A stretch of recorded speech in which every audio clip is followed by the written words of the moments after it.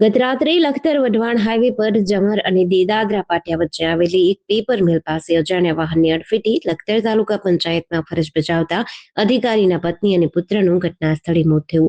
અધિકારી ગંભીર રીતે ઘવાતા તેમને સુરેન્દ્રનગર હોસ્પિટલે ખસેડવામાં આવ્યા હતા, જ્યાં સારવાર દરમિયાન રવિભાઈ પરમારનું પણ મોત થતા પરિવાર પર દુઃખના પહાડ તૂટી પડ્યા હતા. લખતર તાલુકા પંચાયતમાં એસબીએમ વિભાગમાં ટેકનિકલ આસિસ્ટન્ટ તરીકે ફરજ બજાવતા રવિભાઈ ચંદ્રકાંતભાઈ પરમાર પોતાના બાઇક પર પરિવાર સાથે પસાર થતા હતા. તે દરમિયાન દેદાદરા પાટિયા આગળ આવેલી પેપર મિલ નજીક અજાણ્યા વાહન ચાલકે તેમના બાઇકને ટક્કર મારી હતી, જેમાં બાઇક પર સવાર તેમના પત્ની દીપિકાબેન રવિભાઈ પરમાર તથા તેમના 1.5 વર્ષના પુત્ર દિવ્યેશભાઈ રવિભાઈ પરમારનું ઘટના સ્થળે મોત થયું હતું.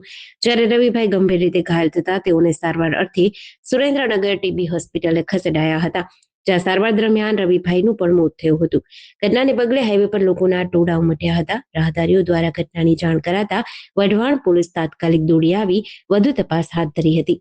જેડીસી ન્યૂઝ સાથે જયેન્દ્રસિંહ ઝાલા, લખતર.